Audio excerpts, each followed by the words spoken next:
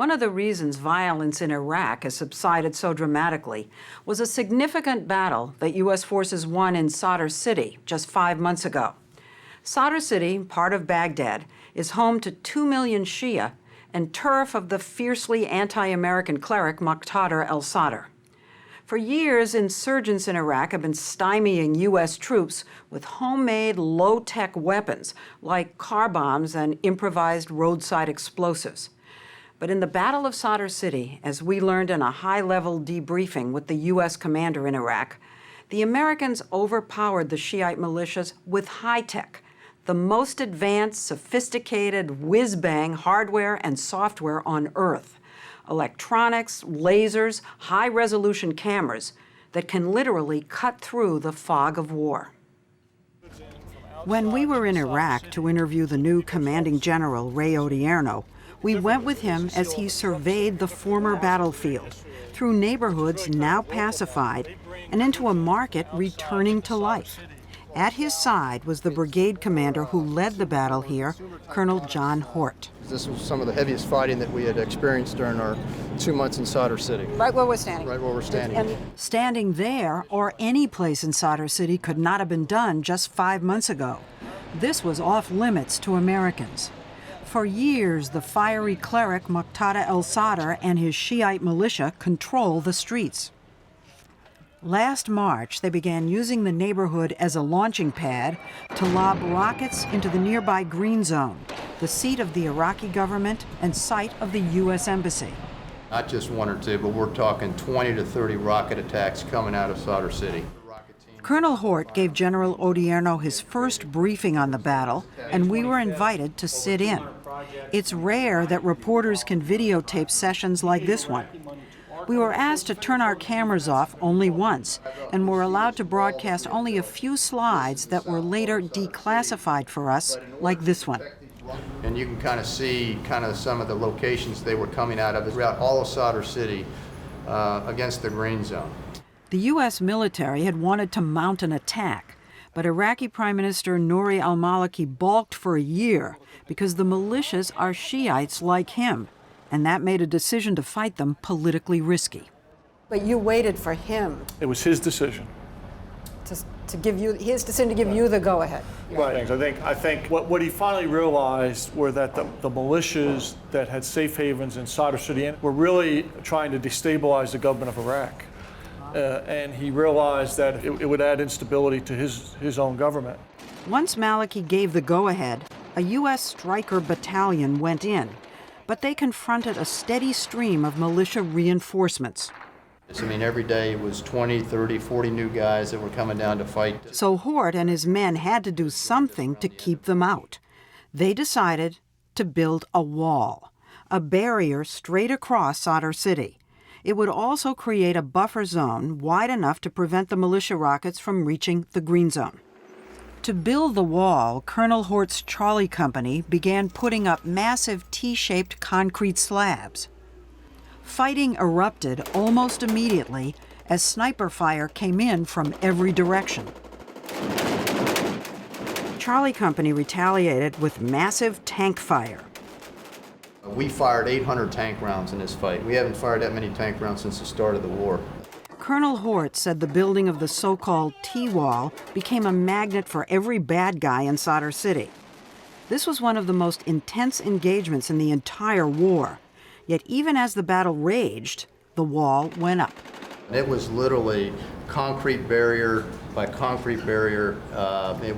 We just wasn't going out there putting up some barriers. I mean, it was a fight every inch of the way. Put them up under fire?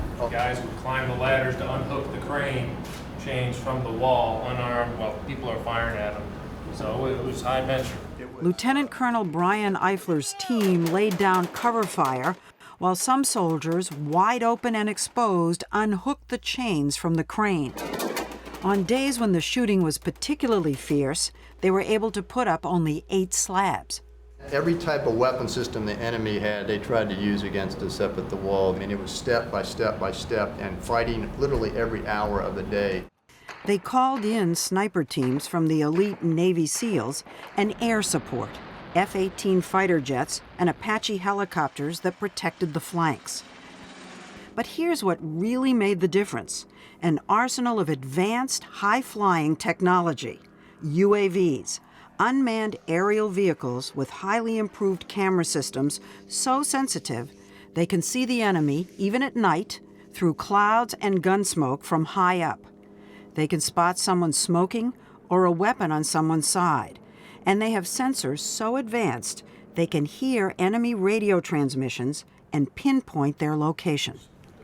In 2003, we didn't have all the systems that are now available. We had some, but we didn't have all the UAVs. In the Battle for Sadr City, they used two different UAVs. One was the Shadow drone, depicted here on one of Colonel Hort's slides. 20 or 30 seconds after a militia team fired a rocket, the Shadow locked on them, shadowed them, watched them move, and set up for their next shot. Then an armed UAV, the Predator, was activated. These are actual pictures of the battle on the streets of Sadr City. As you can see, a group of militia fighters rushed to a car that had just been hit by a U.S. Hellfire missile. They remove a mortar tube from the trunk and load it into a second car, which they drive through the streets to an open field. At that point, the Predator locks its sight onto the vehicle and fires off another missile. According to the Army, this killed 2 fighters inside the car and destroyed the mortar tube. War by remote control. This is how Charlie Company hunted down the militia rocket teams and whittled down their numbers. They went from 20 to 30-man groups down to 5, 4, and in some cases only 1 or 2. The Predator and the Shadow were just phenomenal in their ability to see the enemy, particularly after he shot a rocket. We have learned from other sources that Colonel Hort's ground troops were supported by a secret special ops unit called Task Force 17. Using their own Predators, along with Iraqi undercover operatives and eavesdropping, it was able to take out some of the militia leaders who were based north of the wall, hiding among the civilian population. With the help of the drones and their high-powered cameras, Army commanders were able to see or map the entire theater of operations and figure out the enemy's tactics and patterns with so-called persistent surveillance.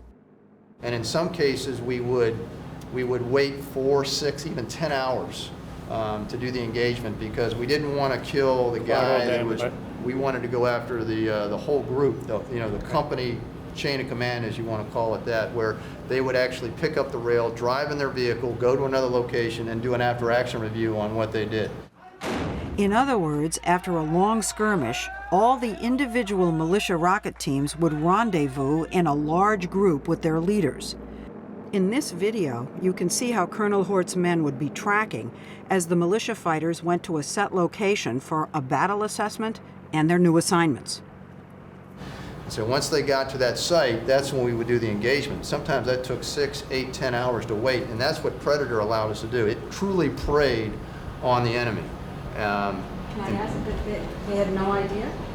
How far The away? Predator's flies about 10,000 feet. Yes, sir. It's a UAV. And no noise. It's so high up they can't. They have They can't trouble hear hearing it. Sometimes they can, but it's pretty hard. It's very difficult. Can't hear anything. This was the first time UAVs were used this way at the brigade level, allowing soldiers on the ground to manage and synchronize the information themselves. They call it find, fix, and finish. All of this was pushed down to the brigade commander and used in this fight, and primarily focused north against the rocket teams. Colonel Hort and his men were able to watch in real time as the enemy planted over 300 armor-piercing roadside bombs, or IEDs. And so they made the decision early in the battle to use tanks and Bradleys fortified with thick reactive tiles. They were so effective, said Colonel Hort, that even while they actually struck 120 IEDs, the crews were all protected. It went from literally 60 attacks down to 3 or 4 attacks. And that was because A day, a week, or 60 attacks a day. So the Battle of Sadr City was won with a combination of high-tech and no-tech, lasers and electronic eyes in the sky, and cement. Over the course of the fighting that lasted 8 weeks, the number of U.S. troops grew from 700 to 2,000, up against roughly 4,000. An estimated 700 of the militia fighters were killed. 6 Americans died. Near the end, in May, Colonel Hort says as many as 40 of the militia leaders fled, and a ceasefire was negotiated. You know, it's my opinion at the brigade level that the ceasefire was declared because they really didn't have a whole lot left to throw at us. By the end of the battle, the T-wall was finally finished. It's 4,000 meters, so close to 2 miles in terms of where the wall started and finished. And that's just the exact width of Sadr City. It seals off about a quarter of Sadr City, and it's been beautified, with local artists painting murals of peaceful, happy scenes that have to be approved by the U.S. Army. To get from one side of the wall to the other, the locals have to go through entry points.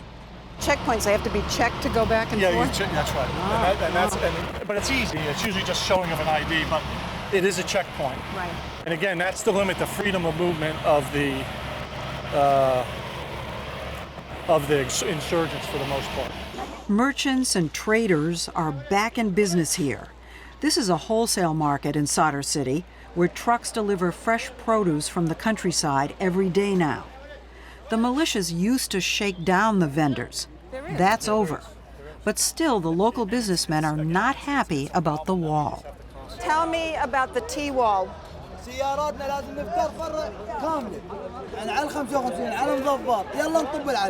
feel that they're cut off from the other side, which is affecting their businesses. And you can tell them, I think when we're able to get more security forces over time, we will take the T-walls down. It's electricity. Yet, local citizens are providing intelligence, solid tips that have led to the capture of weapons caches, IED caches. But General Odierno says the situation is fragile. You eliminate the safe haven, and now we can start to build. But it takes time. I mean, that's the issue. It just takes time. Many of the fighters who survived, the general told us, fled to Iran and Syria to try and regenerate. The idea, he says, is to create a neighborhood that doesn't want them back.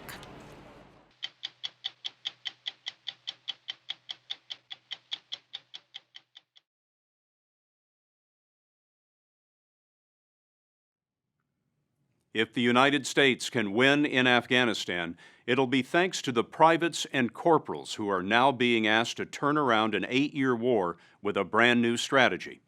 We saw how tough it is when we spent 3 weeks with the 2nd Battalion of the 8th Marine Regiment, part of the 21,000 reinforcements ordered over the last several months by President Obama.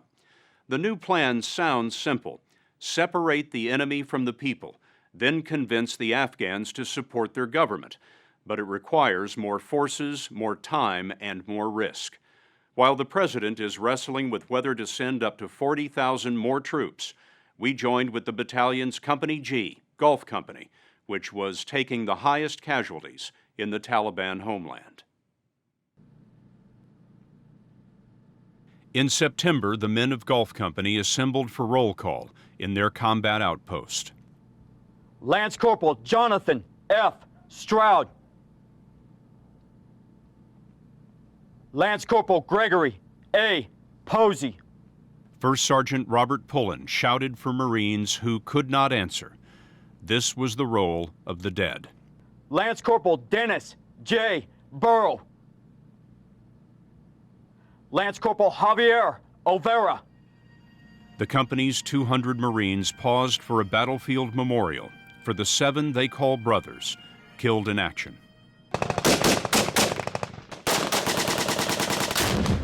This was Gulf Company in July, pushing into part of Afghanistan never occupied by U.S. troops.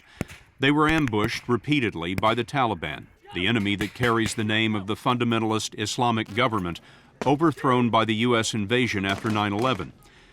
But the enemy isn't one force. Taliban is a catch-all for a collection of tribes and warlords.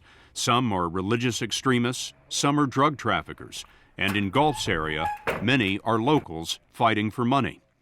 Gulf Company set up in Koshte, a village in Helmand Province near Pakistan. It's a strange twist of history that Gulf Company's area used to be called Little America. In the 1950s, a massive U.S. foreign aid project dug the canals that now feed half of the world's heroin poppies and shoulder-high marijuana, both prime sources of Taliban cash. Ask them if they heard the rocket shot from out here earlier. Gulf Company covers just a few square miles. The job is to push the Taliban out and stay in place. Second Lieutenant Dan O'Hara from Chicago is a platoon leader. Do they know that we've been shot at from this compound before?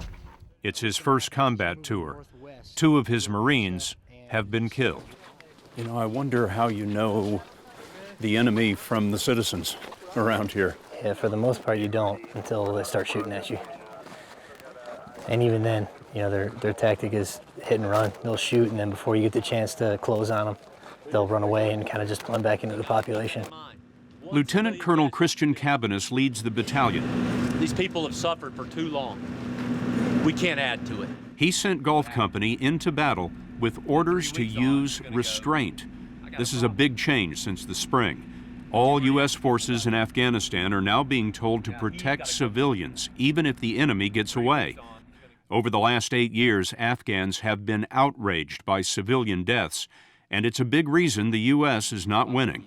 Killing 1,000 Taliban is great, but if I kill 2 civilians in the process, it's a loss. How many of the enemy have you killed so far? I have no idea. And it's really irrelevant. Body count's not something that you track. It doesn't tell me that I'm being successful. It doesn't tell me that at all. The number of tips that I receive from the local population about IEDs in the area, Taliban in the area, that is a measure of effectiveness. You talk about restraint. What do you mean by that? As I told the Marines before we deployed, it's about a 3-second decision, especially with this personal weapon.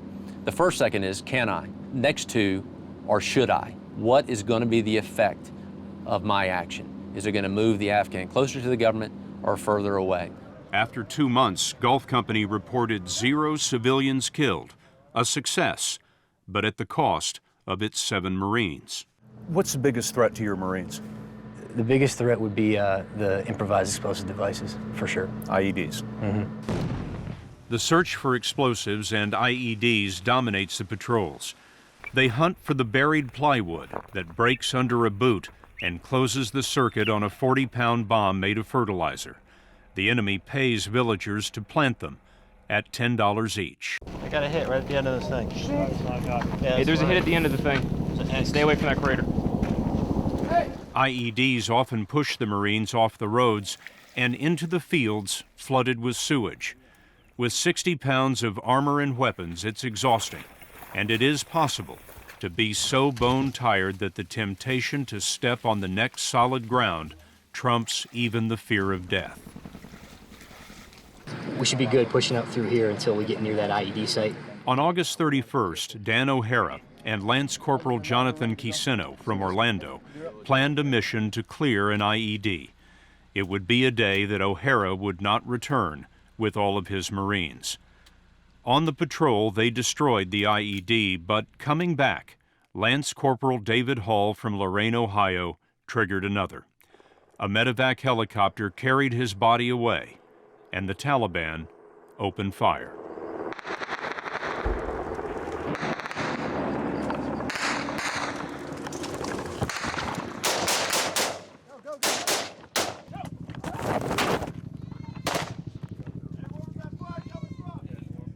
The next day, O'Hara gathered Hall's squad. When a Marine is killed, there is worry and doubt, which a platoon leader should end quickly. His death isn't the fault of anybody who's sitting here.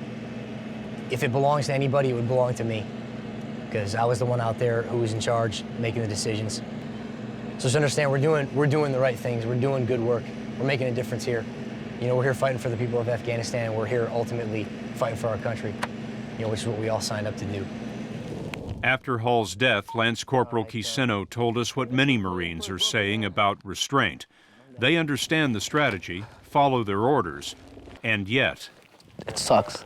I don't know another word to say it. It sucks because all you want to do is get them, you know, for revenge, you know, to say the least. Because the Marines have been lost? Sure. I mean, definitely. You know, I mean, how many times have we been shot at? How many times do we know a direction, a distance, a compound, a vicinity where these guys are coming at, and then conventional war, that's it. That whole compound will go. But we can't drop ordnance on them because of civilian casualties. But you said it was frustrating. What do you mean? It's frustrating. I don't know if anybody really understands the amount of stress that the guys are already starting to feel because of that. Simply just having the hands tied behind your back, if you will. Right now, the president is considering a request to expand the counterinsurgency strategy. It's become controversial in Washington, and a decision is likely in a few weeks. In late August, before the controversy, we asked America's top commander in southern Afghanistan, Brigadier General John Nicholson, how the current strategy is supposed to work. Clearly at the front end, you're involved in heavy security operations. In this case, while we build up the Afghan security forces until they are at a level of capability where they can take over the majority of the fighting, we are going to be in a frontline combat role. But over time, we become more focused on aspects of this, such as the economic development, education, and helping the government provide basic services to the people. How long does it take to fight a counterinsurgency like this? Well, if you look back in history, a successful counterinsurgency usually lasts at least 14 years. General, you are talking about building a country. Mm-hmm. It would take generations to do that. Yeah. Well, it's the first thing I'd say is it's doable. The second thing I come back to is it's important. Why is it important? This place was the sanctuary for Al-Qaeda, from which they launch attacks against our country. Secondly, the people here want this. They want a better way of life. Yes, it's difficult, and yes, it's challenging. It's challenging because 70% of Afghans are illiterate and 80% have no electricity. One Marine said, "It's like fighting in the Bible." In Gulf Company's area, skepticism is worn into the faces that confront the company commander, Captain Matt Martin. The U.S. sees the new strategy as a fresh start. Afghans see it as the start of the 9th year that the Taliban haven't been defeated. If the men in your village are working with the Taliban, all I can tell you is to tell them to stop now. Every Wednesday, Captain Martin holds a village council called a Shura. This is what his Marines died for, the chance to win the people. The government is interested in putting a clinic here in Koshte. Martin offers government aid projects, but it's a tough sell. They want to talk about security. This man said, "Don't say we're giving refuge to the Taliban. When you leave, they'll attack us. I'm not powerful enough to resist the Taliban. You're not accepting my point of view. We become victims between you and the Taliban." This man worried that the U.S. force is too small. "You can't hide the sun with 2 fingers," he said. "The Taliban are everywhere." The next week, Gulf Company was inviting a man named Yunus to the meeting. He pulled out a letter that the Taliban had nailed to the mosque, threatening anyone who met with the Americans. But the letter didn't keep him from the meeting, and Gulf Company counted that as a win. Yunus said, "When we're assured of our security, we'll cooperate with the Afghan army." Darvashan, one actual. On one of our last days with Gulf, we saw how cooperation can save the lives of Marines. Using new and secret technology, the Marines destroyed an IED from long range while it was still being planted in the road. We went with Captain Zach Lehman on a patrol to investigate the site. But at the same time, a quarter-mile away, a different patrol led by Lance Corporal Kiseno was stopped by a terrified villager. Tell him to calm down. Tell him to calm down. The man said the Taliban was setting an ambush for Captain Lehman's patrol, headed to the IED strike. We won't show his face. He risked his life to tip the Marines. He believes the Taliban are in the corn, set up in ambush positions. Kiseno reported to base that Lehman's patrol was to be ambushed. What do you see here? We had 3 individuals in place in the IED. Here it's a 40-pound jug of homemade explosive. At that moment, word of the planned ambush reached Lehman. Hey, let's go! Lehman's Marines slipped into the cover of the corn for the patrol home, a small U.S. victory on a long route out of Afghanistan. General John Nicholson is now at the Pentagon, planning the future of the war. This is a start. Yes. I mean, it's a down payment on what, and it's a down payment we have not made to date. And that is to put in the level of security forces necessary to begin to execute the strategy that we've laid out for ourselves. Lance Corporal Patrick W. Schimmel. For Gulf Company, the down payment has been made. It will be a long time before the Marines know what was purchased with the lives they remembered in the battlefield memorial. Lance Corporal Leopold F. DeMoss.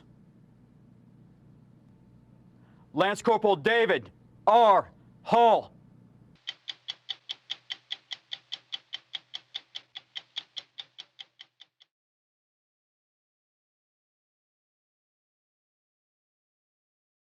Last month was the most lethal yet for American forces in Afghanistan, and most of the Americans were killed by the deadliest weapon in the enemy's arsenal, the roadside bomb, or IED, an improvised explosive device.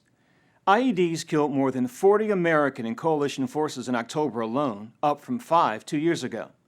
In response, the U.S. military has gone on the offensive. Search and destroy missions are carried out across Afghanistan by a small army of elite units called Task Force Paladin. Only volunteers are allowed to serve on Paladin teams because the mission is so dangerous. It was after midnight last month at Dover Air Force Base in Delaware. President Barack Obama went to the base as America's war dead came home. 8 of the flag-covered caskets contain the remains of Americans who have been killed by roadside bombs in Afghanistan. It's been a terrorist tool of choice for many, many years. A terrorist tool? Absolutely. Colonel Jeffrey Jarkowski was in charge of Task Force Paladin when we visited Afghanistan. Look at us, we can kill, we can maim, we can destroy when we want to, and the Americans can't stop us. That's their intent, yes. We'll have front team again to the west and rear team to the east. Over. The colonel says his squads are having more success finding those bombs. We spent 2 days on the road with Army Captain Dave Foster and his Paladin team. They were on patrol for less than an hour when they discovered their first bomb. It would not be the last. The IED that we found had a 107mm rocket connected to a command wire. As the team was doing dismounting ops, they found the command wire. A 107mm rocket has approximately about 8 pounds of explosives in the warhead. They spotted it near a family's home. Staff Sergeant Max Cabrera found and then disconnected the command wire or detonation wire, disabling the bomb. 6 Paladin soldiers have been killed in Afghanistan since 2008 on similar missions. Despite the risk to himself, Cabrera picked up the bomb, and to avoid civilian casualties, he carried it behind that abandoned building and blew it up. You get scared, but when you got so many things going through your mind, you just don't even know what to concentrate on sometimes. So. You are scared? Yes, sir. Everybody gets. Let you know you're still alive. Being scared lets you know you're still alive. Yes, sir. Sergeant Cabrera is 26. His home is on the island of Saipan in the West Pacific. You talk fast. Yes, I do, sir.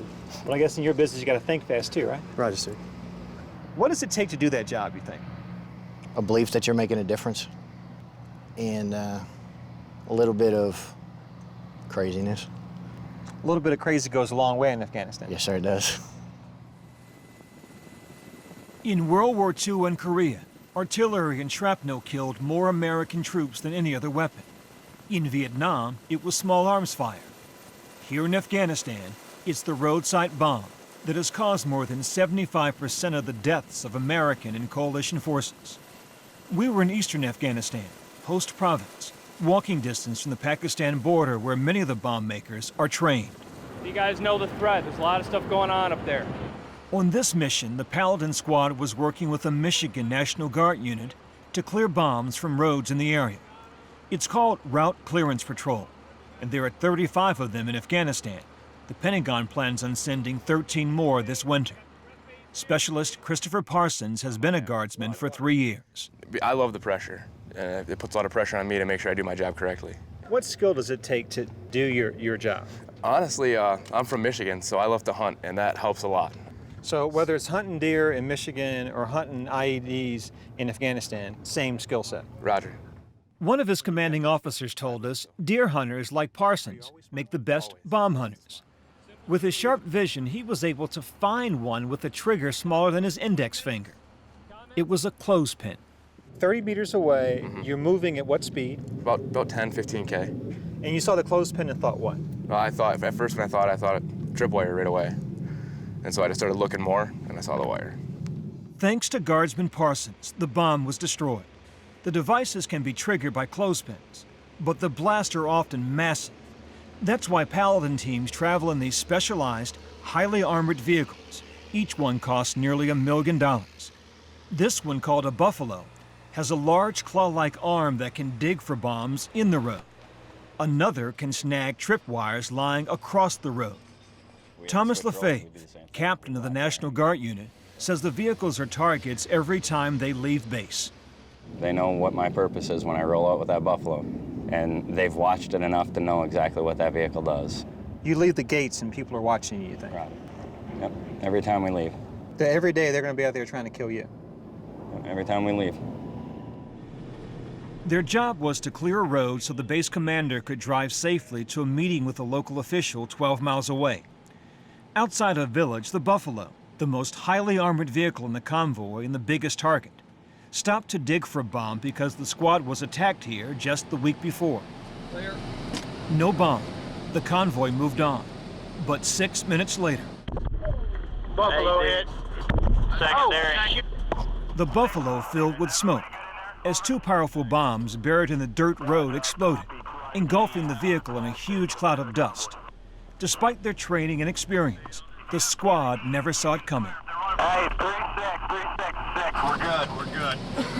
10 o'clock is the guy running, 10 o'clock west. 10 o'clock. Of our vehicle. Look at the tree line, watch the tree line. Shoot them sons of bitches.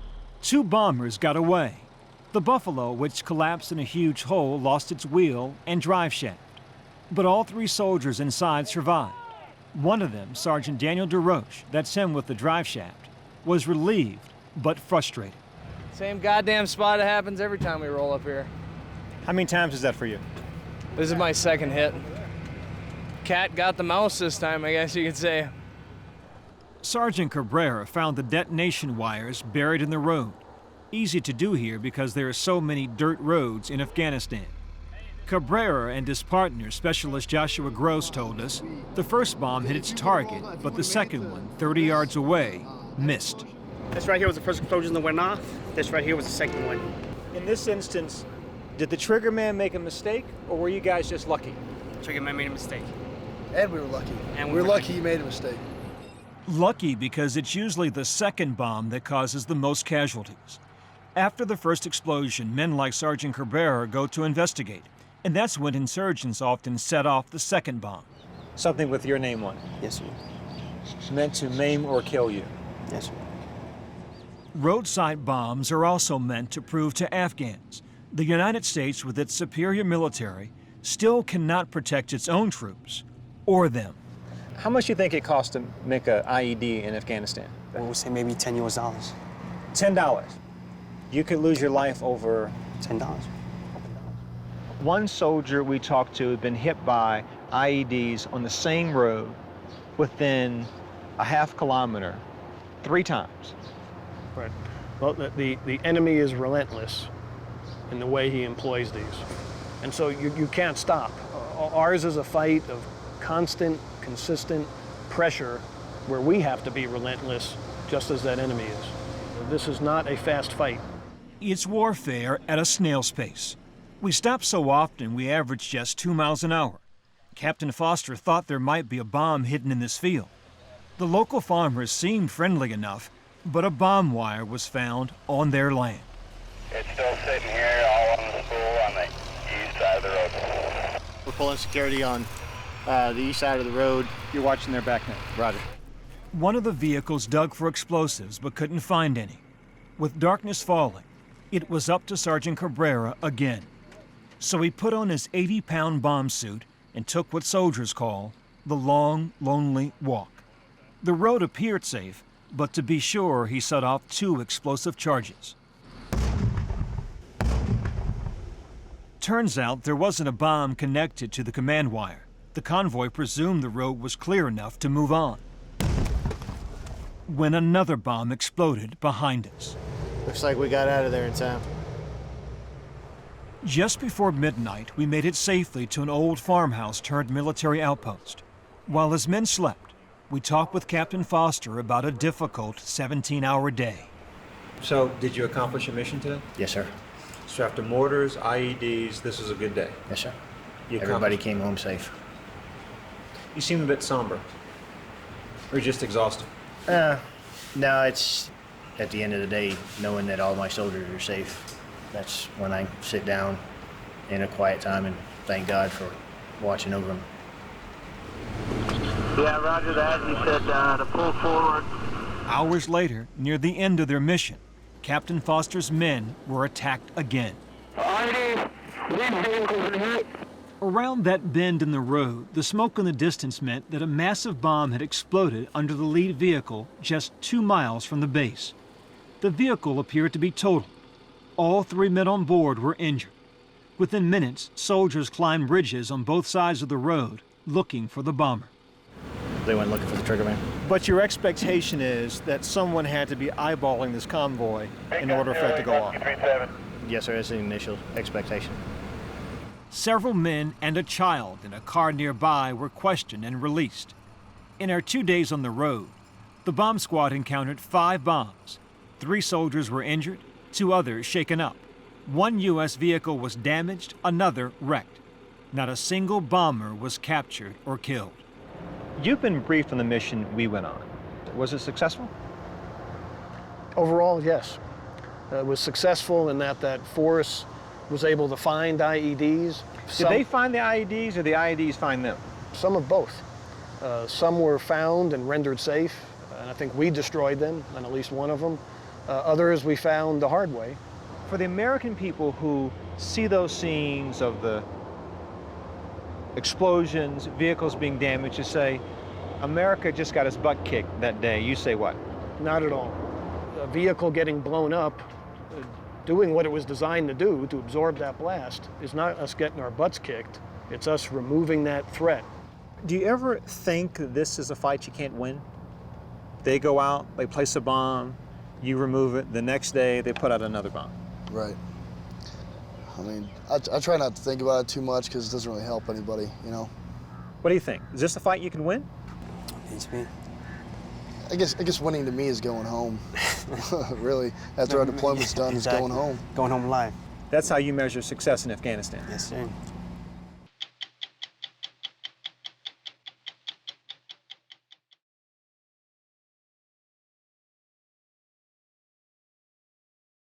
With the Pentagon relying so heavily on the National Guard and Reserve to fight in Iraq and Afghanistan, 650,000 have been called for active duty since 9/11. The least you'd expect is that after they serve, they get their old civilian jobs back.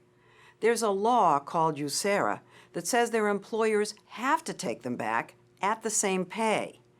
But what we have found is that despite the law, thousands of Guard and Reservists come home to find themselves demoted or penalized or out of a job completely. Army Reservist Joanne Merritt is a nurse who works with wounded soldiers. I need to get you to see Dr. Cohen. When she got back to her regular job in 2006 after a 2-year deployment, she was told, "Well, your job is no more. You were gone too long, and we had to give that to somebody else. So your job is no more."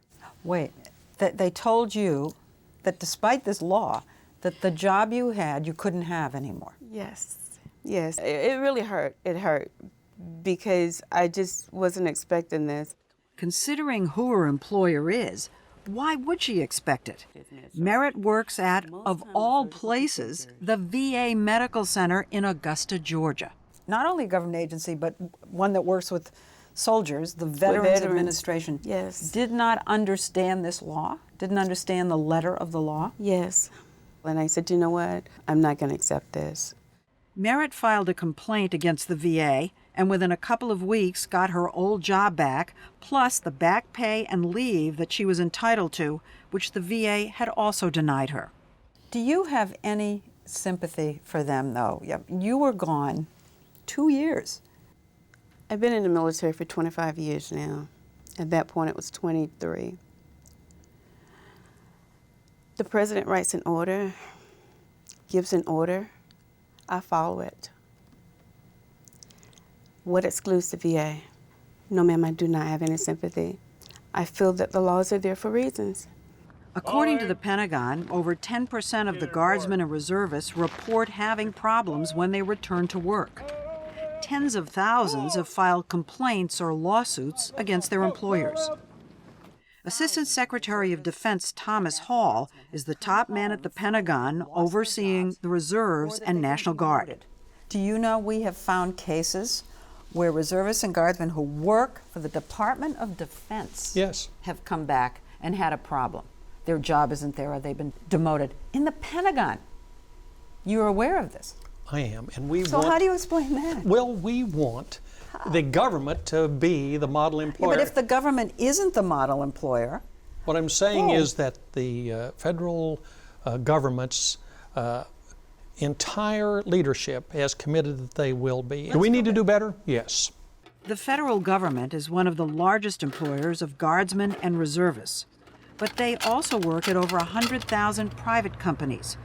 And lawsuits under USERRA have been filed against some of the largest, like Walmart, American Airlines, UPS. It's in that private sector where we discovered that a rebellion is brewing.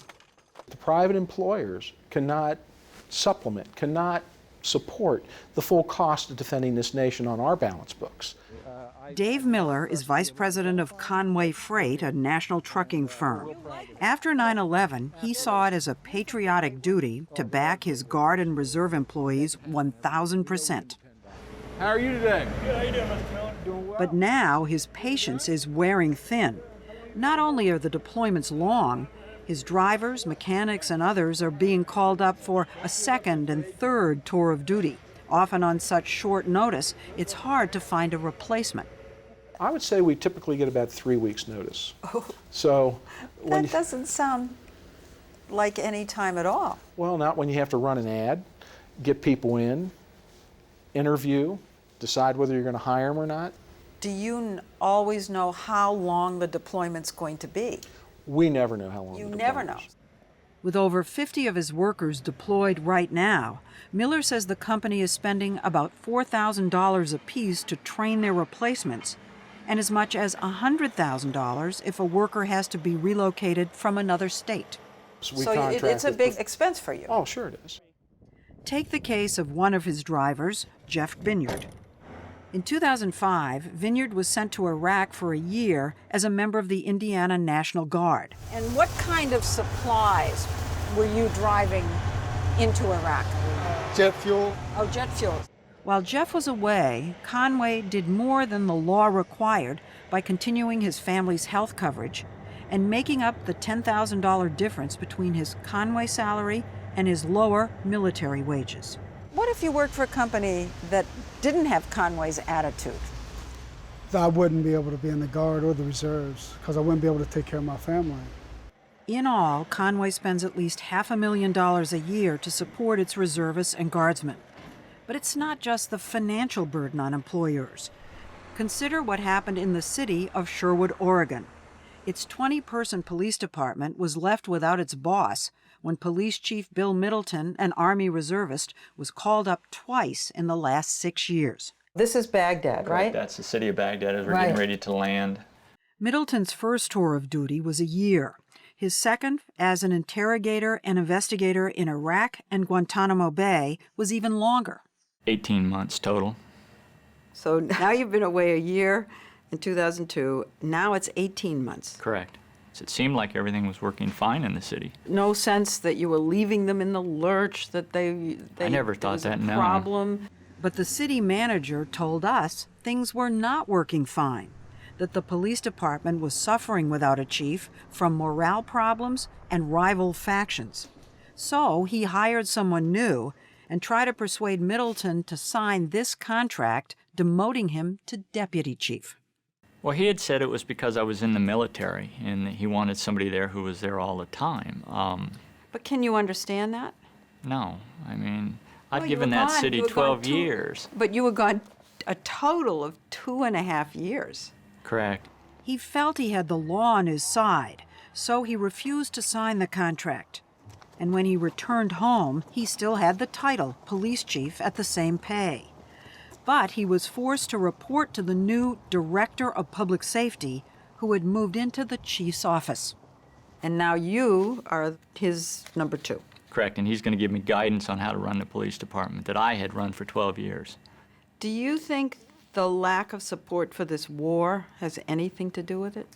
Sherwood's very supportive of the war as long as it doesn't affect their city and how it runs.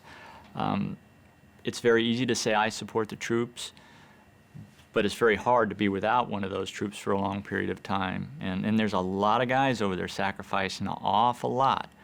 And they really need to feel like they're being supported and they have their job when they come back.